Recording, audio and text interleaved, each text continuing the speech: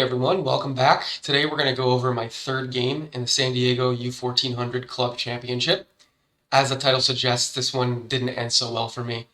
In fact, we're going to see in some detail how brutal the loss really was, I think, at least from my perspective. And I think this is another good example of how over-the-board chess differs from online chess, especially towards the end of the game. So without further ado, let's just go ahead and get into the game. I was playing with the black pieces here. And we started e4, e5. And then my opponent played knight to c3 here. And this is known as the Vienna opening. And I simply played knight f6. And then white played f4. So this is actually called the Vienna Gambit. And this is a very challenging opening for black. If you're not careful, you can really end up getting in a really bad position right away with this opening. Luckily, I did know the correct move. It's d5. Now, before we get into this game, I just wanted to show you really quickly another game I played, and this is the reason why I remember this opening so well, because I lost probably the quickest game of my life against the Vienna Gambit. Probably, this was over a year ago, but I still remember it. And I remember after it happened, I needed to figure out how to play against this because of how one-sided this game was. So this was a game from a year ago, really quick. My opponent started the same way with the Vienna Gambit. And I decided to just play, knight c6 here. I said, hey, look, I'm going to defend the pawn. I'm developing. What could go wrong here, right? Well, let's see what happened. My opponent grabbed the pawn, and I recaptured with the knight, but now this opens up d4. And I noticed very quickly that after I retreat the knight, my opponent could push either of the pawns forward again and dislodge my knights even further. So that's exactly what my opponent did. He played e5. And I said, hey, let me line up my queen here. At least, the pawn will be able to take this. Already kind of panicking. And my opponent just kind of returned the favor here, copied my move. Now I had to do something about the knight, so I retreated it. They developed their other knight here on f3. And I realized that I couldn't really develop this bishop very quickly. I couldn't develop this knight here. Couldn't develop the knight here. I wanted to try to at least develop this bishop and maybe castle queenside. So I went and played d6, trying to open up a lane for this bishop. But after I played this move, my opponent jumped into d5 with the knight attacking the queen. I retreated to d7, and now you're going to see, you're starting to see a lot of the issues here. So my opponent just grabbed the pawn on d6, opening up check. Okay, and if I moved my king here, I realized they could grab this pawn with check again with the knight defending it. My king can't use these squares because of the queen. I would be forced to trade my queen here. So instead, I blocked with the queen, and my opponent created this nice triple fork on the c7 square with the knight, and I just resigned here after 11 moves. So that was brutal. That's just a really quick example of the Vienna Gambit here, in case you guys are interested. So the reason why I played d5 in this game, why this is the only good move against the Vienna Gambit, is because it allows the knight to jump up here. So after my opponent grabbed the pawn on e5, which is pretty standard in this opening, I was able to jump up with the knight defended by the pawn. And my opponent played queen to f3, and I noticed that there were two attackers on my knight, so I wanted to kind of relieve this tension and just trade my knight here. It actually turns out that the best move here is knight to c3. And the point is, after my opponent would grab the knight, before taking the knight back, you would actually jump yours up to d4, attacking the queen, and you're also threatening this weak pawn here, forking the king and the rook. So there's a lot of danger here for white, actually, if they don't know what they're doing. But anyways, like I said, I just grabbed the knight, and my opponent grabbed with the pawn. I thought he would grab with the queen, but then I realized that this would allow me to push my pawn forward again. So he grabs with the pawn here, and I went ahead and played c5. And the reason I played this, I wanted to grab some space in the center, and I really didn't want to let my opponent play d4. So now if they play d4, we can trade the pawns here, and I can check with my queen. And if the queen tries to defend, well, I can come in here with the queen to give a check, so it just gets a little bit messy for white. I can even come over here with the bishop and check the king. So that was my reasoning for c5. My opponent played a kind of an annoying move. He played queen to g3. And why this was annoying to me in the game is because I can't really develop this bishop anymore. if I ever move this bishop, this pawn's hanging. So I had to figure out a way to deal with that. So first, before I decided what to do, I just played knight to c6, developing the knight, and my opponent pinned the knight with bishop to b5, and I prepared to fianchetto my bishop, which is something I've been doing a lot in this tournament, which is funny because I almost never fianchetto my bishop in online games. I guess it's just kind of random luck, or depending on how these openings are going in these games, I feel the need to do this, but not normally how I play. I don't really mind this so much looking back on the game.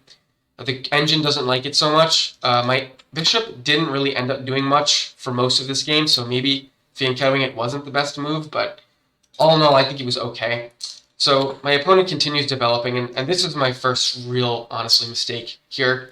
I played a6, trying to get the bishop out. Now, this was kind of silly little trick here, because if my opponent retreats his bishop, the bishop does become trapped. And that's because of the pawn here on c5, being able to push here. Obviously, my opponent saw that and did not move the bishop back. He just went ahead and took the knight. And this doesn't look like that big of a deal, but I think what it does really is weaken my center here, especially this pawn on c5, and this does become important as we move forward in the game. So this happened. My opponent castles. I fianchetto my bishop like I was planning, and then my opponent played d4. And since I haven't castled yet, I actually decided I didn't really want to trade these pawns anymore, because if I do, my opponent can actually block my castling rights here before I have the chance to do so. And then they can even bring the knight out to g5 and really start to pressure me. So I really, saw that and did not want to go through that sequence of events. So instead, after d4, I just castled. I just decided to give up this pawn. My opponent played bishop to a3 anyway. And now I definitely can't take the pawn, because then I'd be hanging my rook here. So there's really not an easy way to defend this pawn. So I decided to try to see if I can counterattack a little bit. But you can see here, even though I haven't made any crucial, big mistakes in this game, I'm already -2. I'm already really not in a great position in this game. White's borderline winning already at this point. So I was playing a very strong player here. Okay. So I decided to try to counterattack instead, and I decided to attack this weak c2 pawn. So my opponent just grabbed the pawn because I've got to react to it and move my rook. And then after I moved the rook, my opponent decided to retreat the queen to defend this pawn. And now you might be noticing why this opening is still very dangerous for me, and why my opponent played this opening, and why this queen is good on this side of the board, because you can imagine this with this knight moving out of the way. My opponent's got a semi-open file here. He's got no pawns blocking his pieces, and he's already got these two major pieces already on the file. So this is an aggressive opening and an aggressive attack that my opponent's forming. Okay. So I needed to do something on the counterattack, so I played queen a5, really attacking this pawn as well. And my thought process was, well, if my opponent retreats the bishop here, I'm going to move the queen and double attack here. This doesn't really work, but because my opponent can always go here. But that was my plan. And instead of moving the bishop back, my opponent actually jumped the knight forward to h4 anyway. And this is a very crucial, move for black to make here, not to mess up. If I just haphazardly move this bishop somewhere, well, like I said, this open file is a huge problem. I'm losing this pawn, I'm losing the game at this point with all this pressure on my king. So I played the only move that really makes sense here, which is bishop to e6. Moving the bishop out of the way of the knight and also defending this really key f7 pawn right now. Okay, my opponent moves the knight again, and now I go ahead and grab the pawn I was attacking. My opponent was just repositioning the knight to play knight to g5, which seems like a pretty devastating move here. And luckily, I found the only move really that works in this position, that keeps the game going for me and actually puts me in a pretty decent position. So if you guys want to pause the video for a couple seconds, think about what move you would play here with black to keep the game from spiraling at this point. Okay, so first I'm going to tell you guys the move that looks okay, but really is not a good move at all, and I didn't notice how bad this move was when I was in the game. The move some of you may have seen or may have realized was not so great is bishop f5. This looks good because you're cutting off this battery, right? But the thing is, the crazy move here is knight captures on f7 anyway. So if knight captures on f7 and you grab with your king, white can play g4. Your bishop's pinned.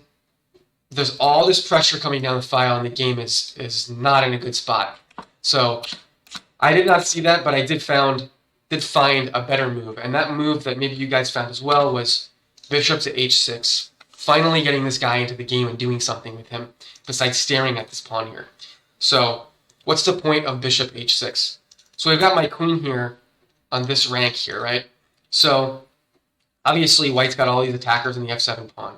If white grabs the pawn now with the knight, well, I can actually win the queen because of my queen here defending and I guess skewering, or yeah, skewering the queen to the king. So obviously my opponent couldn't do that, and since the queen is in front here, if they just grabbed the pawn, yes, you're opening up the file, but you've lost your queen for it, so obviously that's not really worth it. So after the bishop h6 move, my opponent didn't panic. They played queen to f3, which basically forces the queen trade here. So this does definitely relieve a lot of the pressure on my position. They had this this battery here that they're going to get rid of. So this is definitely a win for me. And obviously the point is after we trade queens here, my opponent can retake with the knight. So the knight's not hanging anymore. So it was a good move to keep material balance.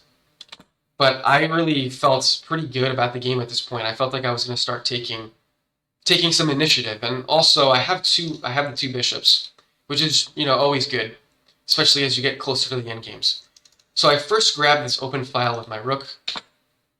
My opponent wanted to trade, but of course we don't really want to trade here because if we do, we're giving the open file to our opponent. So if I take the rook, my opponent now gets the file. So we don't want that.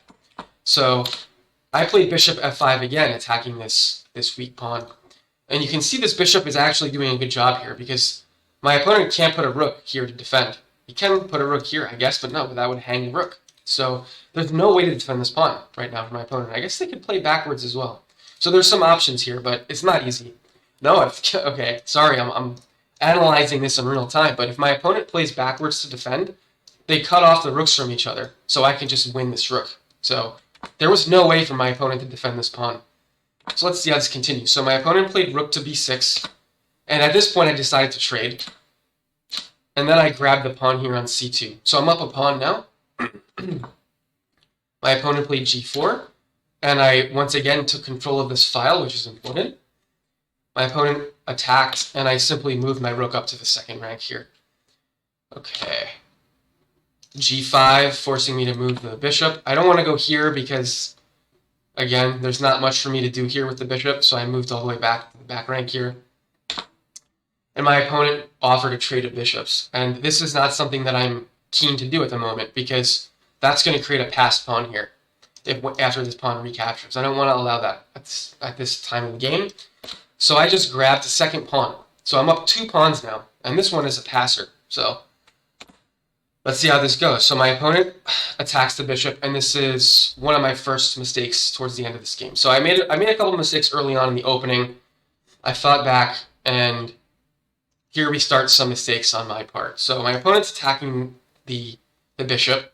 And there's technically no need to actually move the bishop yet because my rook's defending. But I decided to play it here. And it looks good. It looks like a decent move. You're forcing your opponent to move.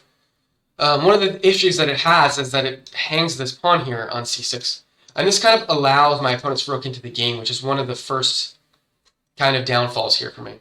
Obviously, they've got to do something about the knight first. They can't defend with the king because of my rook, and they retreat. And I didn't like this move when I saw it because this really, I thought I was opening up a lot of attacks here. I didn't fully calculate. So what I wanted to do either was, bring the rook here to check the king, or bring the rook here to force the rooks to trade, or at least grab this file as well and not allow him to take this. But with this knight, retreating knight move, my opponent's guarding both of these squares, which I didn't like. So I was not happy with. And this was obviously a mistake for me. Okay, so the other thing I noticed here, in addition to hanging this pawn, if my opponent's rook gets on the back rank here, I'm going to lose this bishop because there'll be two attackers on the bishop, and my bishop will also be pinned if the rook gets here. So I saw that, and I really didn't like the look of that. So I decided I needed to trade the bishops now. So that's what I did. And I played king f8. Obviously, I can't really allow this pawn to promote, so I need to keep an eye on it. And my opponent grabs the pawn here, and I played king e8. And I realized that there's no way for my opponent at this time to promote the pawn with just these two pieces. So I was still feeling okay. So my opponent played king c7, or rook c7, kind of pinning my king for the moment to this pawn. And okay, I played rook a1.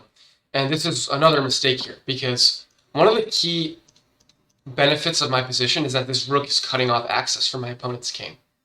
Okay, kings are valuable endgame pieces, as you will see in a couple minutes. But by playing the rook here, I'm pinning the knight, that's true, but I'm also allowing the king into the game. So my opponent gets the king into the game, and I start pushing my passed pawn here. Now my opponent played the knight forward to f3, and you might see the eval bar have dropped heavily in my favor after this move. So again, if you guys want to figure out how to win another piece here, pause the video and see if you can figure out the move that I played in this position to win more material. Okay, so the move is rook to a2 check. So the point is the king can't leave this knight, otherwise the knight's going to drop. But also the king is forced into these series of checks that now allows two of my pieces to get here to attack this knight. So after that's a couple moves there, I grab the knight with the rook with check. Okay, and what is this? This is now -7. So I'm up technically like 7 pawns, or I'm really, this should be a win for me. So you might be wondering what happened here, but we'll find out. Not pretty. So I played rook to f2, attacking the pawn, also, freeing up my rook in case I wanted to move the bishop. My opponent played h4. I check the king comes here, and I retreated my rook all the way back to a2. Now it doesn't look like a mistake on bar, but this is a mistake, because one of the things you need to learn as you play chess and as you get used to some endgames, scenarios, is you want your rook behind your passed pawn. You do not want your rook in front of your passed pawn. This makes it a lot harder to promote this pawn, and we will see this as the game progresses. The other reason I didn't need to do this is because a couple reasons. First of all, my opponent's not even attacking this pawn yet. Why would I don't need to preemptively defend it. The second thing is we kind of want to cut this king off from getting further into the middle of the board. This allows the king to move forward. The rook should have been right here on the e-file, not allowing the king to get into the game.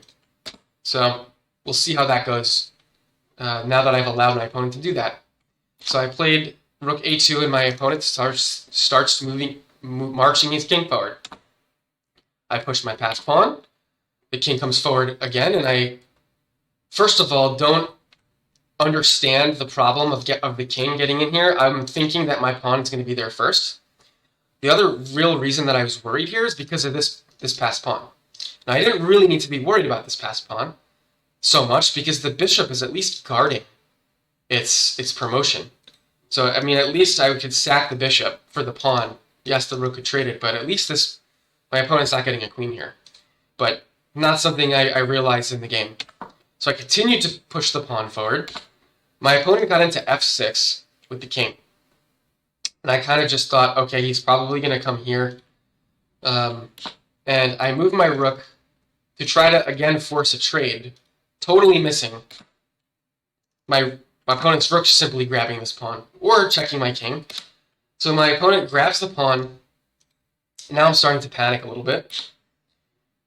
I play a2. So my pawn's only one move away now from promotion, so he's got to defend. But this rook is doing so much more than my rook is right here. This rook is totally cutting this whole lane off for my king.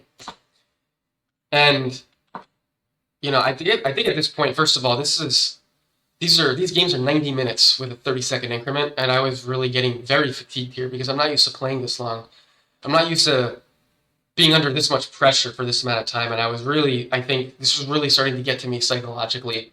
I felt like I already at this point felt like I was losing, even though it still is very good for black. I thought this game was headed in the wrong direction. I was tired, and I can't really explain the bishop to d7 move when I look back at it. I know I played it, but I don't really know why I played it. I remember trying to get the bishop to c5 or to c4 here to kind of defend this pawn and free up my rook. Maybe allow my rook to come in and go behind, or maybe allow my rook to kind of harass my opponent's pawns. For some reason, I think it was a psychological thing here. I just played bishop d7, which is not a great move. So my opponent checked me here. I was able to block with the bishop because of my rook. And now my opponent gets in to g7 and really starts taking these pawns. So I moved my king forward, and we traded some of the pawns here. And then I played rook h2, another strange move, because my opponent's just going to push their pawn here, and they've got two connected passers now. And I'm having a very hard time figuring out how to defend this pawn with something other than the rook, because in order to allow this pawn to promote, I need to somehow get this rook on the back rank. And this is the whole problem that I had here. So I moved my king because I knew also that I couldn't let my opponent's king get here and just push these pawns forward. But my opponent continues to move the pawns. And at this point, I'm pretty much straight up in panic mode. I played bishop b7. Even though it's still an even game, it did not feel even when I was sitting here. So I played bishop b7. Well, now the bishop's pinned. But then again, my opponent can't grab the bishop, because if he does, I'm promoting, right? So I move the king to f8. h7's played. And the key closer here, the key mistake, bishop c8. Again, not sure what I was thinking. I think I was maybe thinking to sack it and grab the pawn or something. But this, again, allows the rook to come to a8, pinning my king. So I can't move my bishop, and there's nothing preventing the king now, these pawns from promoting here. So I move my king to e7. The other thing is, obviously, if I move something else, then this comes with check, and this is just over. So move my king to e7. The king got to its key square here to allow this pawn to promote, at least for the sacrifice of the king. I attacked the rook again, but at this point I knew the game was over. My opponent was even able to sack the rook at this point, because if I take here, they're getting the queen anyway. So they took the pawn, I took the pawn, and I made a couple more moves, but the game was over at this point. So this is my first loss. Obviously, I was in a winning position in this game. I think I was a little bit behind in the opening, but I really played well to get back into the game. I was up, and I kind of just threw it. You know, there's not much else to say about it. I think it was a psychological defeat for me. I need to, work on maintaining focus and stamina in these games, because these players just don't give up when they're behind, and you have to remain focused. You have to remain optimistic and keep your head in the game. And that was something I wasn't able to do here. But I'm sure that this is a good lesson, and I'm going to come back stronger. So hope you guys enjoyed the game, and I'll see you next time.